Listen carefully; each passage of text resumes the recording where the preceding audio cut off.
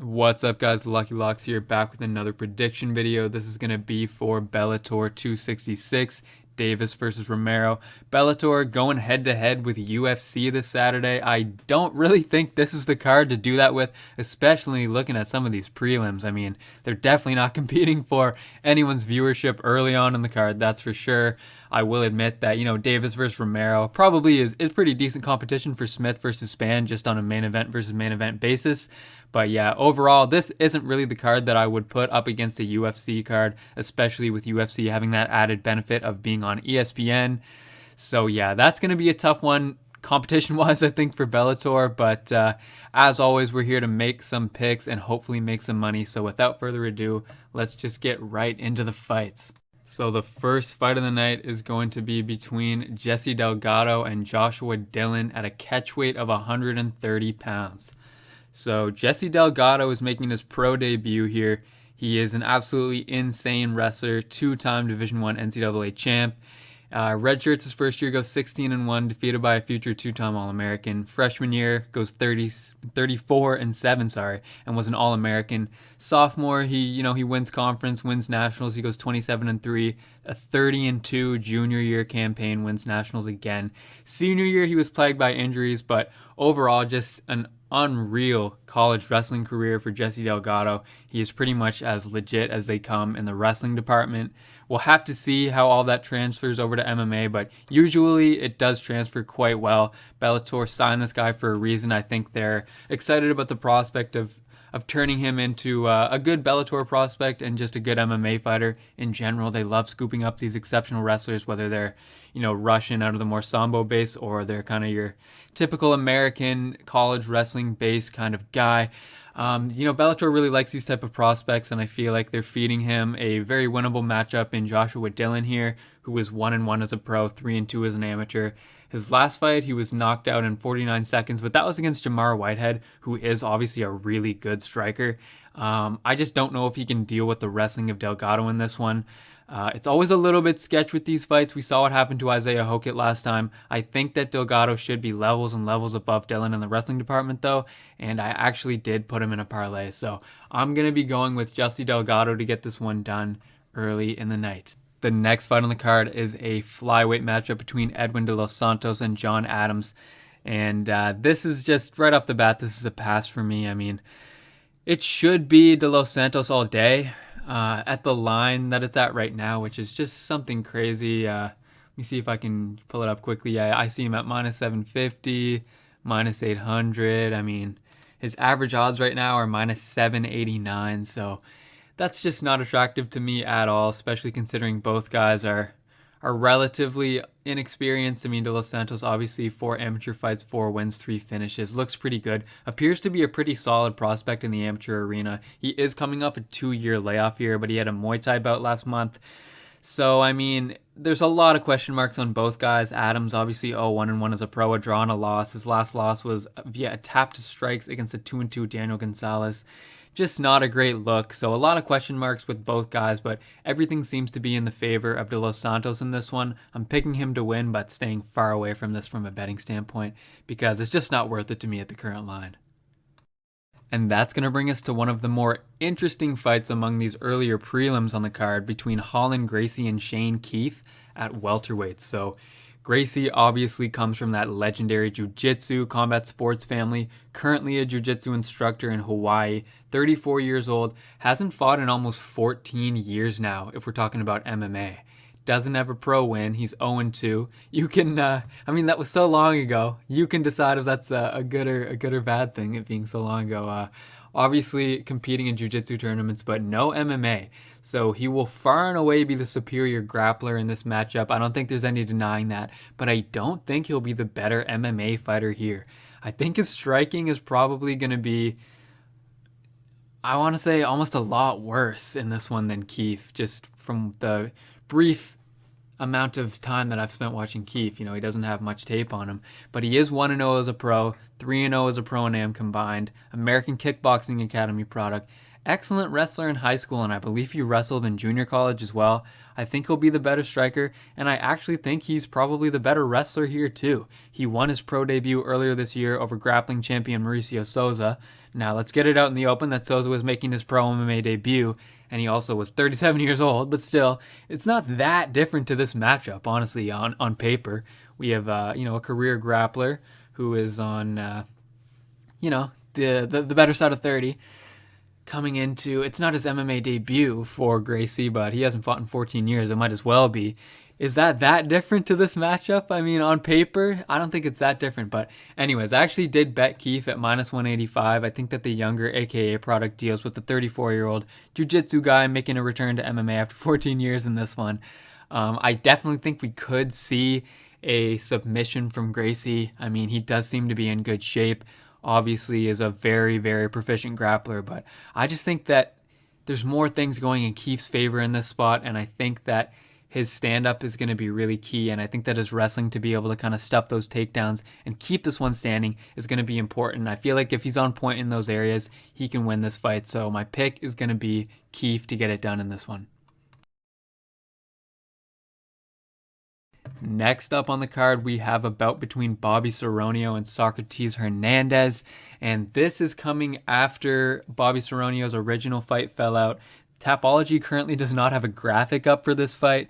Bellator tweeted out this morning that Seronio is getting Socrates Hernandez as a replacement, and obviously that's going to scrap the bout that was supposed to happen between Hernandez and Pedro Juarez. It kind of shows you that Bellator must really like the Seronio kid if they're willing to break up that bout to make sure that he has a fight tomorrow. And I think they have a good reason for liking him. He's a 4-0 amateur, comes from a martial arts family, lots of experience in combat sports growing up, wrestled in high school, wrestled in junior college. Bellator wanted to sign him earlier, a few years ago, finally getting around to it now that he's matured a little bit as a fighter, still pretty young. New opponent now, since Bellator announced this morning, that could shake things up a bit. But yeah, like I said, it must be a guy that they're excited about. Now he has Socrates Hernandez, who was supposed to fight Pedro Juarez. Bellator needs a last-minute opponent for their new darling, so they scrap that bout and throw the 2-2 amateur to Seronio here. And I really little to nothing about this guy. I'll come clean. I don't know that much about Socrates Hernandez here. This fight, honestly, is kind of nowhere near my radar betting-wise because there's no odds out for this fight yet. But in their previously scheduled matchups, Seronio was a minus 600 to minus 800 favorite, and Hernandez was a plus 175 dog. So I assume that Seronio will be a massive favorite because, in my opinion, his matchup has gotten maybe a little bit easier or at least about the same, and Hernandez matchup has gotten significantly harder. So I assume we're going to see Seronio probably still around that minus 700, minus 800, maybe minus 900 favorite here. So yeah, I just want no part of that at this point. This guy's making his pro debut. He probably will win this one pretty easily, and then moving forward, we can see about betting him. But yeah, this is a pass spot for me. But yeah, I do think that Bobby Seronio probably gets this one done.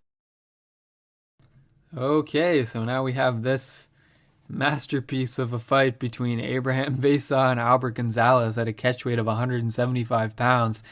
Vaesau training at Dragon House. He's slightly older, slightly smaller in this spot. His last fight was against Renato Valente, who's pretty good. I don't think that's a bad loss for a fighter of, the caliber that, whatever caliber you would call this matchup right here. I don't think a loss to Renato Valente really damages your win prospects here. I think that Renato Valente would probably beat Gonzalez pretty comfortably too. And Vaesau's last fight was about 2 years ago. He's definitely a decently well-rounded guy for this lower level of competition. He has 3 fights in Bellator and won 2 out of 3, so, not bad. Gonzalez is 2-2, coming off an extremely bizarre win. Gets his arm dislocated at the elbow near the end of the second round, then his opponent quits on the stool in between rounds, and the fight was probably going to get stopped due to the dislocation, but it ended up being stopped due to his opponent quitting, and I actually picked him there. It was not a good pick. I was lucky to get that right. I didn't bet it, thank God. But yeah, we can say he's definitely a tough guy. That 2-2 record should probably be 1-3, but that's the benefit that you get from toughness, and he was rewarded for it with a win in that spot, so good for him. And I picked him last time because he was much bigger than his opponent. I thought he'd be able to use that size and translate that into some kind of sustainable advantage, but he just didn't do that, so I don't think I'm going to back him to do that again here. Once again, this is going to be a huge pass from me. Betting-wise, I'm not going to touch this fight with a 10-foot pole, but I am going to pick Vaesau to get it done. But, I mean, I'll be honest, I have absolutely no idea what's going to happen in this fight, and it's a hard pass for me on this one. So now we get to one of the first fights on the card that I'm really kind of excited about seeing, and we have Khalid Murtazaliev and Anthony Adams here at middleweight, and Khalid is a 15-2 Russian, so that speaks for itself most of the time. He's kind of an okay striker, a really strong wrestler with great top control. He's currently riding a 4-fight win streak, including a win over CB Dalloway in the UFC. Took him down at will almost, and just couldn't be held down whenever Dalloway got him down. And, I think he got him down like 2 times, but he really was not able to hold him down at all. And Murtazaliev's wrestling just looked really good in that matchup. He was banned for 2 years, though, by USADA after that, after testing for performance-enhancing drugs.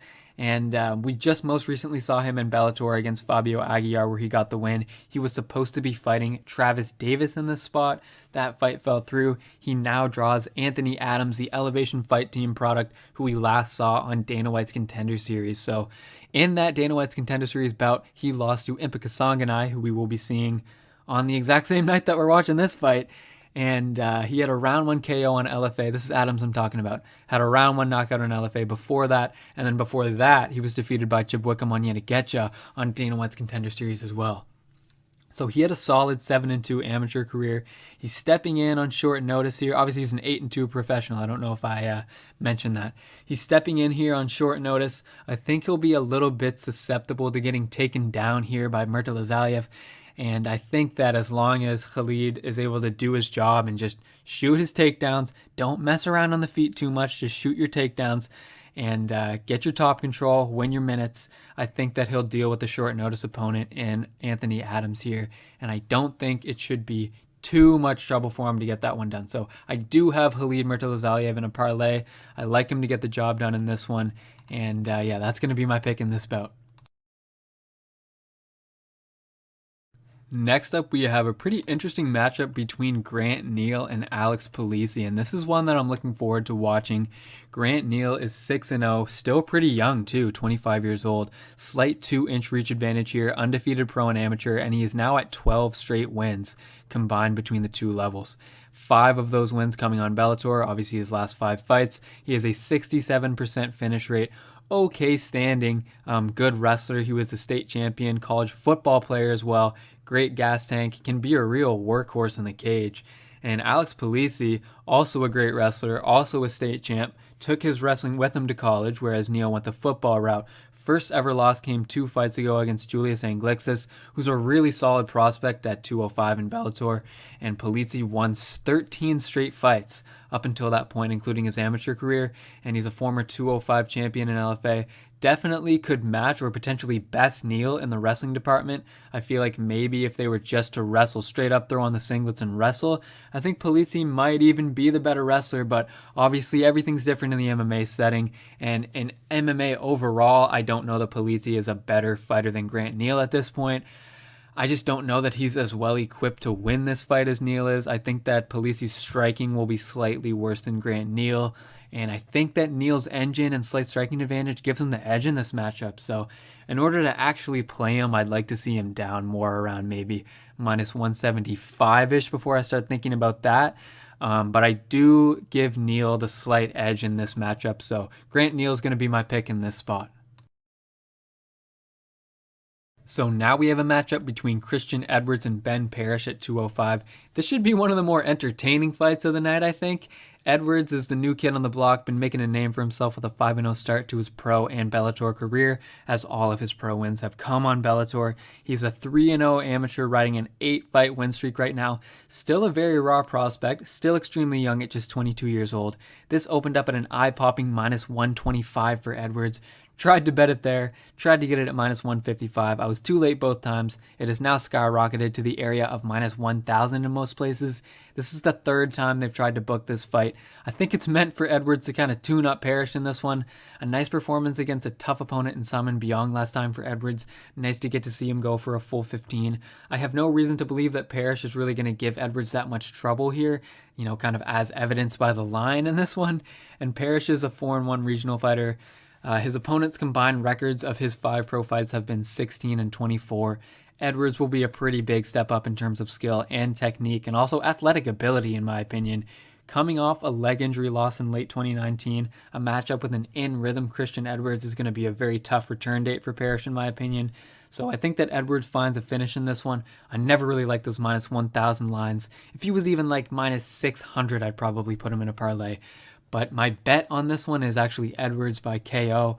KO, TKO, or disqualification, and I got that at minus 200. So I do think that Edwards finds a finish here. I think that he's a much better fighter. So that's going to be my pick in this bout. Next up is a lightweight matchup between Georgi Karakhanyan and Saul Rogers. This is kind of a cool matchup. Karakhanyan is a grizzled vet, but looking pretty good after his last 2 wins. And the guy is still pretty good. Since his 30th birthday, he's had some losses, but they've been Pat Curran, Emmanuel Sanchez twice, Henry Corrales, AJ McKee, Miles Jury. All decisions except McKee, who knocked him out in the first round, I believe. And those are all tough fights, and he's in all of them. In that time period, he's also beaten Bubba Jenkins, Daniel Pineda, Paul Pudnikov in Russia, and he's now on a 2-fight win streak in a 1 month. Now he's on a 1-month turnaround for this fight after his most recent win. So Saul Rogers is 5 years younger at 31. He has a nice size advantage in this fight, a healthy 3.5-inch reach advantage. Former Ultimate Fighter contestant, has an overall record of 14-4, but he's 2-3 in his last 5. Losses came to Burnell and Weichel on his Bellator stint so far, and coming up to 155 here. Karakhanyan also was a featherweight back in his day, and he made the move up to 155 a little bit earlier. So I think that at this point in their careers, Rogers has the better upside. He opened at minus 150, pushed up to around minus 125, and I think that he's the side if I had to make a choice here. I just feel like we're seeing Karakhanyan kind of come down a little bit, relatively speaking. He had 2 nice wins in his last 2 fights, but Rogers, I feel like, would be able to pull out wins in those situations as well. Obviously, I think Rogers lost to Burnell. I think that Mads Burnell probably makes it look pretty easy against Georgi Karakhanyan, and I just think that Rogers is going to be a little bit younger, a little bit more spry, a little bit stronger, and I think that, if I had to pick a side here, I'll probably go with Saul Rogers. I don't really feel comfortable betting this one, but I think if I had to pick a side, like I said, I'm going with Saul Rogers to get this one done. Now, moving on to DeAnna Bennett and Alejandra Lara. This is, kind of an interesting matchup just because, Bennett is 10-7-1. It's not the best record, but she's one of those tenured women's MMA fighters with lots of good experience, lots of fights on Invicta. Fought Miranda Maverick twice, beat her the first time. Fought Roxanne Modafferi, Lavinia Souza, beaten Jennifer Maia and Juliana Pena way back in the day. She's coming off a loss to Liz Carmouche in her last fight. She's a little bit older now, I believe she's 36. She's going to be the smaller fighter in this one, but she definitely has a lot of really valuable experience, and she's just one of those grizzled veterans that can definitely put up a fight in any situation. I believe that she missed weight today by a pretty decent margin. I think she was like 129 pounds, so that's not a great look coming into this one. Alejandra Lara is going to have a height and reach advantage. She's much younger at 27 years old. She's kind of fought a who's who of the Bellator women's flyweight division. Good striker. Can sometimes taper off towards the end of the fight, but she does have all the tools to win this fight on paper, and I feel like with the weight miss from DeAnna Bennett, maybe Lara has an even better chance to get this one done. The only thing I could think of, Bennett could maybe use some wrestling with the extra weight, could maybe have a little bit of an extra advantage there. And obviously we've seen Lara kind of slow down towards the end of fights sometimes and struggle with some of that grappling, as evidence, in her last fight against Kana Watanabe. I'm still going to go with Lara here. This fight is going to be a big-time pass for me betting-wise. I will favor the Lara side because she's entering her prime, while Bennett is probably past it at this point. If Lara gets tired and gets taken down, this one could get hairy, so I'm not going to bet it. But, I'm going with the youth advantage that Lara has, and I just feel like she's probably going to be able to use that size and that youth to her advantage here. So yeah, give me Alejandra Lara if I had to choose, but definitely not going to bet this one. So we've arrived at the co-main event of the evening tonight, and it is a welterweight bout between Neiman Gracie and Mark Lemminger. And I really like this matchup. Neiman Gracie, obviously he's a Gracie, so we know what we kind of know what that entails at this point. He's 10-2 overall, 3-2 in his last 5. Lost to Rory McDonald 2 years ago, and just lost to Jason Jackson. That was a really close fight with Jackson. Probably, you could have given that one to Gracie. Maybe I feel like Jackson probably was the rightful winner there. Gracie obviously is a supremely talented grappler, jiu-jitsu specialist, 90% finish rate with 9 submissions, and he himself has never been finished in any of his losses. He has an okay overall game. He's definitely lacking a tad in the wrestling and striking departments, but he is obviously an amazing grappler and makes up for a lot of other deficiencies with that ability to kind of bail him out of bad situations. Lemminger is a pretty good fighter on the other side. Good wrestling, solid game overall, will have the worst grappling for sure, but potentially could edge Gracie out in the striking and wrestling. I think that he'll be able to defend some takedowns. I don't know if he can defend all of them. Neiman Gracie isn't DeMarcus Jackson, so the reversals and ground game will not be as pliable of a component in this fight. I think that Lemminger just needs to avoid being on bottom. He has beaten talented grapplers before, like he beat Ben Egley, who is a submission underground mainstay. Once again, though, we're talking about Neiman Gracie here. It's a whole different level, but still pretty good indication that he might be able to have some success there. A 5-0 amateur career for Lemminger, 3 pro losses to Amosov, who's literally one of the best in the world, Jaleel Willis, who's a really solid prospect who was excellent wrestling to combat Lemminger's game plan, and Jason Witt 3 years ago, who is a UFC fighter now. Obviously, it's, Jason Witt, but still, he's a UFC fighter. He's a high-level guy when you compare him to, the general field. So he's finished by Witt in the 3rd round. Amosov was a cut stoppage, and then Willis was a decision loss. Lemminger has a 75% finish rate, 5 knockouts and 4 submissions, and I think Lemminger could squeak out a decision here. Honestly, for me, at this point, this is a dogger pass spot. Gracie opened up at minus 180. That's very close to the maximum I think I'd pay on him. At average odds right now, around minus 290, I don't think he's worthy of being that big of a favorite. I'm not confident in Lemminger, but I'm just not going to bet this fight. If I had to bet it, I probably would go with Lemminger, honestly. I just don't think that Gracie deserves to be that big of a favorite. If you think that he's going to win, sure, but if I really had to bet this one, I probably would go with the side of Lemminger. But like I say, I'm staying away from this one for sure. But yeah, if I had to pick a guy, I guess give me Mark Lemminger at the dog money.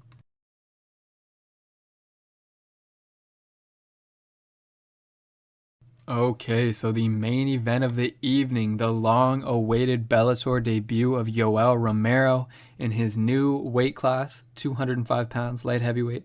We have Phil Davis versus Yoel Romero as the main event of Bellator 266. Davis is coming off a loss to Vadim Nemkov in the light heavyweight Grand Prix. He's 3-2 in his last 5. Both of those losses were to Vadim Nemkov, though, so can't really fault him too much for that. He is 36 years old, while Romero is 44. Davis is the more natural light heavyweight, still in great shape, more active, hasn't failed any medical screenings lately. He's taller and he's a much longer fighter. If Davis works the outside, uses his reach, and chips away at Yoel in this fight, I think he has a really good chance to win. I wasn't impressed with Davis last time out against Nemkov. I thought he just kind of looked bad in that fight. Obviously, Nemkov is a really tough fight, so I'm not going to judge him too harshly, but he didn't really look, as good as he normally looks in that one, in my opinion. But, we'll give him a pass because it's Vadim Nemkov. Yoel Romero makes his return to MMA in a new weight class now. We were supposed to see him in the light heavyweight Grand Prix, of course, but he did not pass his medical. So I'm really worried about Yoel coming into this spot, honestly. He's much older, hasn't looked great lately. Who knows what's wrong with his body these days? His last 3 losses were Whitaker, Costa, and Adesanya. So, not bad names to lose to by any means, but you have to wonder if he's just over the hill at this point. He's still going to have his power, does have that wrestling. We'll see if he actually chooses to use it. But yeah, I'm just really worried about what he's going to look like here. I think that there was some decent value on Phil Davis when he opened up as the underdog. Now as a slight favorite, I don't know if I really like it betting-wise, but I still think I have to favor Davis just due to age, size, activity, and health reasons at this point. I mean, Adesanya was saying that thing about Romero's eye.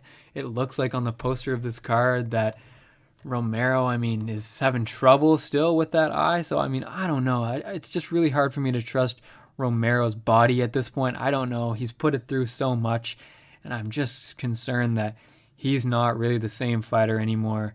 And Davis, at least, has been a little bit more active, and we just saw him not too long ago. He's a natural light heavyweight, and yeah, I'm going to favor Phil Davis here. I'm not going to bet it, but there's just too many red flags around Yoel Romero right now. If he wins this one and looks really good, maybe I'll reassess things. But yeah, at the moment, too many red flags on Romero. Not going to bet this fight, but if I were, Phil Davis would probably be my lean in this one. So that's going to do it for my Bellator 266 pick, guys. Thank you very much for 200 subscribers. I'm very thankful for everyone that's taken the time to subscribe. Thank you to everyone that takes the time to like, comment, all that good stuff. I really appreciate it. Hope you guys have a great day. Best of luck with your betting this weekend, and I'll see you on the next one.